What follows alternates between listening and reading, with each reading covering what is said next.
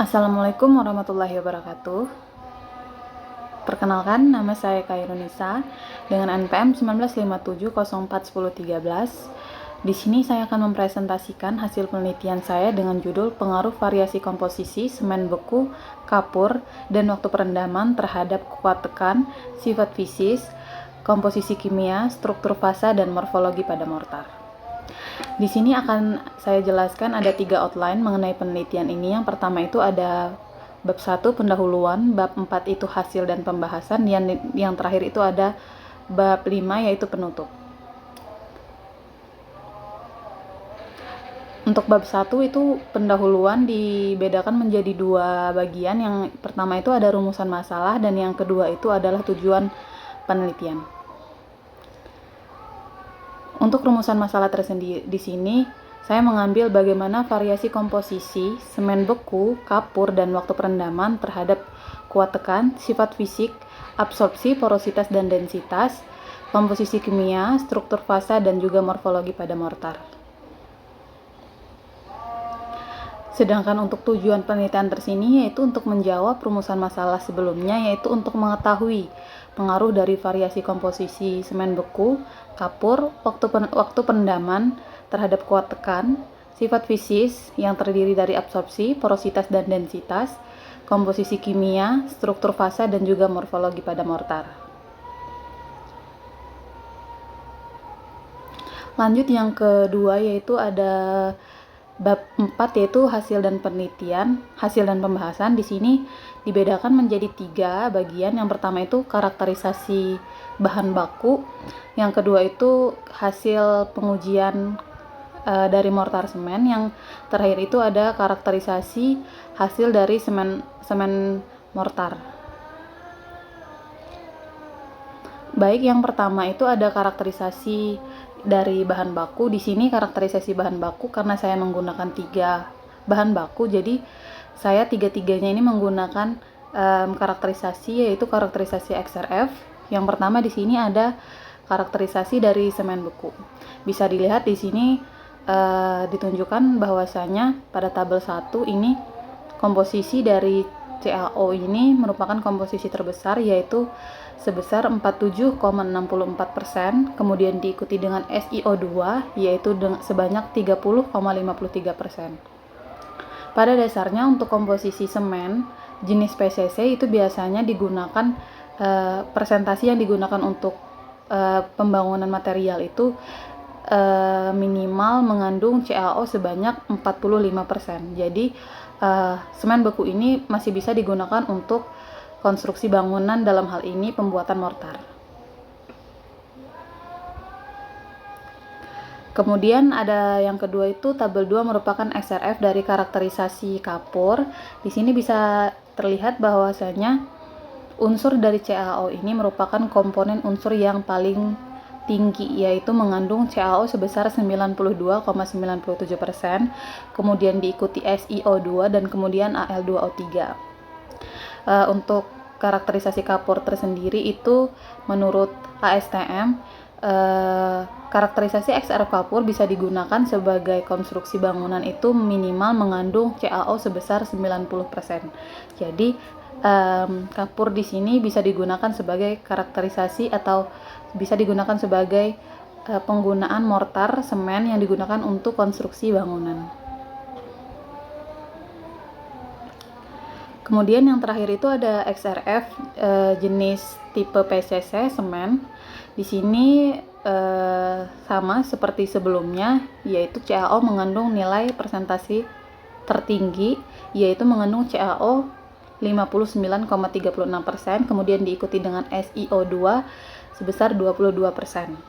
Kemudian diikuti Al2O3, Fe2O3 dan seterusnya. Kemudian bagian kedua yaitu merupakan hasil pengujian dari mortar semen yang telah dibuat, yaitu yang pertama itu ada uji kuat tekan atau uji mekanis dari 3 waktu, yaitu 7 hari, 14 hari, dan 28 hari. Bisa dilihat di sini ada grafik hubungan antara variasi komposisi dan waktu perendaman terhadap kuat tekan mortar semen. Bisa dilihat kuat tekan tertinggi itu berada pada umur perendaman 28 hari dan pada kode sampel ketiga yaitu 70 SB strip 10 kapur, di mana 70 SB ini merupakan 70% penambahan semen beku dan 10% kapur. Dan dilihat dari kuat tekan ini, semen mortar pada penelitian saya ini dikategorikan sebagai tipe N karena merupakan kuat tekannya itu minimal 5,2 MP, sedangkan di sini kuat tekan yang saya dapatkan pada uji penelitian ini pada 28 hari sebesar 7 MPa. Yang selanjutnya itu ada hasil uji fisis. Yang pertama itu absorpsi pada semen mortar semen. Di sini bisa dilihat bahwasanya nilai tertinggi dari nilai absorpsi itu didapatkan pada umur 7 hari, di mana nilai kuat tekan nilai absorpsinya itu terendah terdapat pada 28 hari.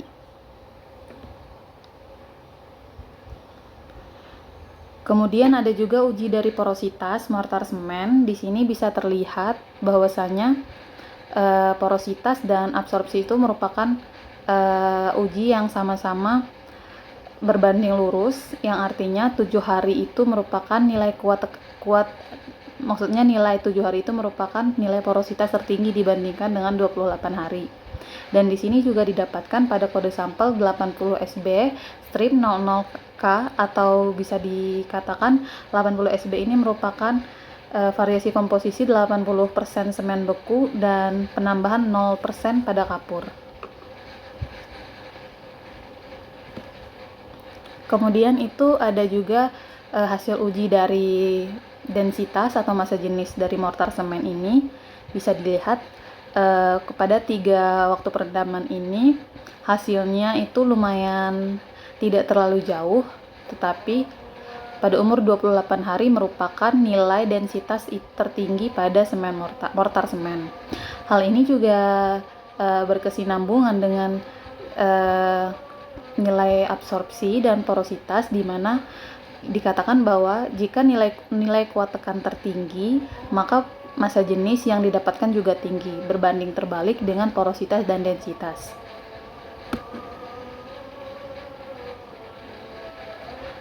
Kemudian itu ada yang ketiga, itu ada hasil karakterisasi dari semen mortar. Hasil karakterisasi di sini saya ada tiga karakterisasi. Yang pertama itu ada XRF, XRD, dan juga SEM EDS. Dan untuk pertama ini ada XRF. Di sini saya mengambil 3 sampel sebagai contoh, yaitu merupakan sampel mortar semen yang kuat tekannya itu tertinggi, sedang, dan juga terendah. Di sini pada 70 SB ini merupakan kuat tekan tertinggi, 60 SB ini kuat tekan sedang, dan 80 SB ini kuat tekan terendah. Bisa dilihat di sini perbandingan nilai CAO-nya. Nilai kuat tekan tertinggi itu didapatkan bahwasanya nilai CAO-nya itu lebih tinggi dibandingkan dengan nilai kuat tekan pada sampel lainnya, sehingga pada sampel 70 SB strip 10K ini merupakan kuat tekan tertinggi daripada semen mortar yang telah saya teliti sebelumnya. Kemudian yang selanjutnya itu ada karakterisasi XRD. Di sini bisa dilihat di gambar 5 ini merupakan XRD mortar dengan kode sampel 70 SB atau strip 10K, atau bisa dikatakan sebagai sampel dengan kuat tekan tertinggi. Di sini titik puncaknya itu merupakan fasa di kalsium silikat, kemudian diikuti dengan silicon oxide dan juga violite. Kemudian itu juga ada XRD dari sampel kuat tekan sedang, yaitu kode sampel 60 SB strip 20K, hampir sama seperti sebelumnya, yaitu merupakan fase tertingginya itu dari di kalsium silikat, kemudian diikuti dengan silicon oxide, dan terakhir itu ada violite. Dan yang untuk terakhir ini merupakan dari karakterisasi XRD dengan kode sampel 80 SB strip 00K. Nah, pada sampel XRD ini didapatkan puncak tertinggi itu merupakan puncak fasa yang bernama itu kalsium silikat. Hal ini dikarenakan bahwasanya sampel 80 SB strip 00K ini merupakan sampel yang tanpa penambahan kapur, sedangkan dua sampel sebelumnya itu ditambah dengan kapur.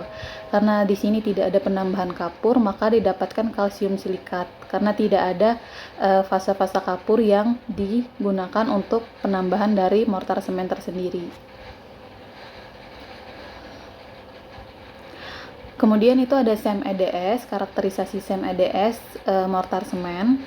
Yang pertama itu dari kode sampel 70 SB dan 0 dan 10K, bisa dilihat di sini bahwasanya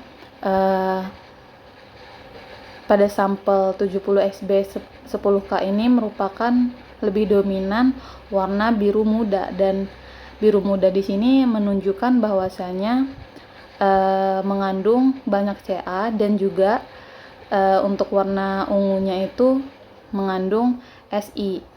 Dan bisa dilihat juga pada tabel 5, ini merupakan nilai unsur yang didapatkan pada SEM EDS itu.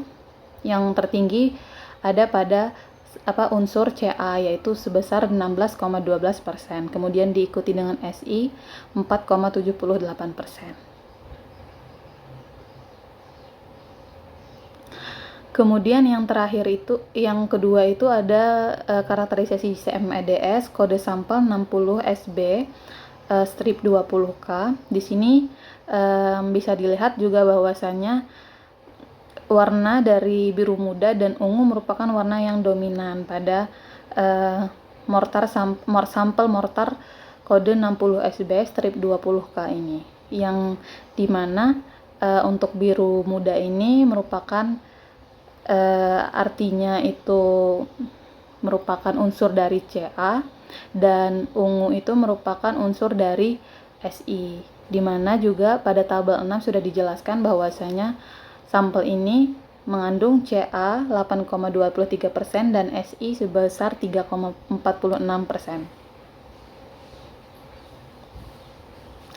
Dan yang terakhir itu ada karakterisasi SEM EDS kode 80 SB strip 00K, dan bisa kita lihat di sini unsur Si atau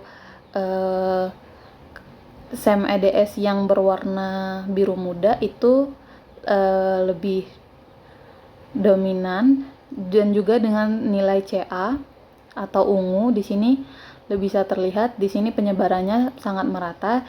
Hal itu dikarenakan bahwasanya Ca dan Si merupakan unsur tertinggi pada mortar semen. Hal ini juga berkesinambungan dengan karakterisasi XRF sebelumnya yang mengatakan bahwasanya unsur Ca dan Si di sini merupakan unsur yang paling dominan.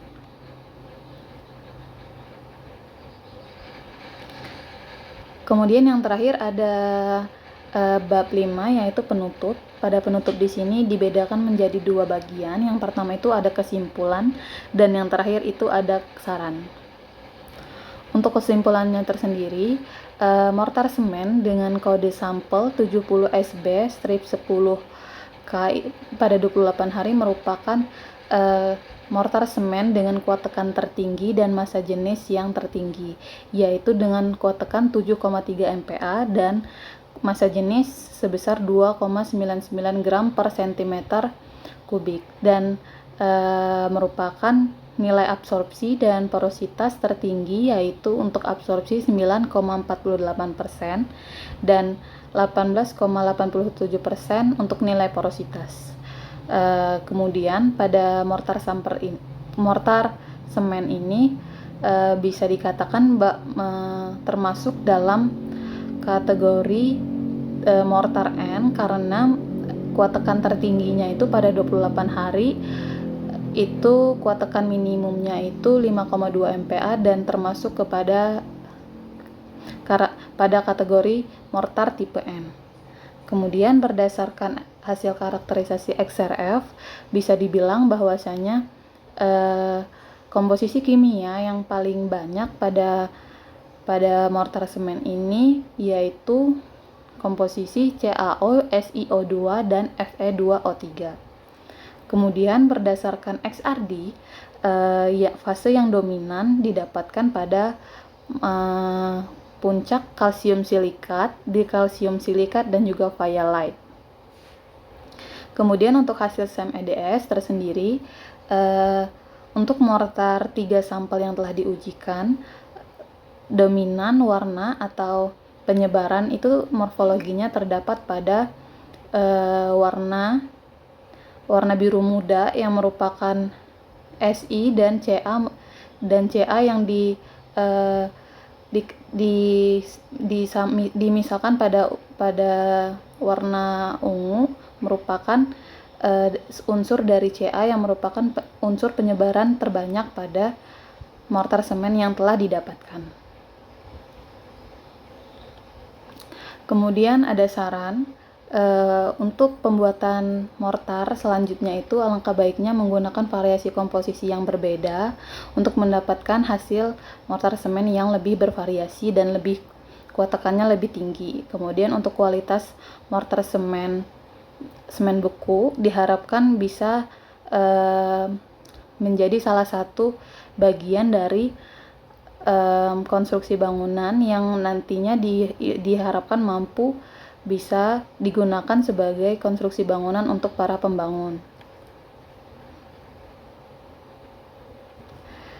Baik, itu saja presentasi yang dapat saya sampaikan. Lebih dan kurangnya saya mohon maaf. Wabillahi taufiq wal hidayah. Wassalamualaikum warahmatullahi wabarakatuh.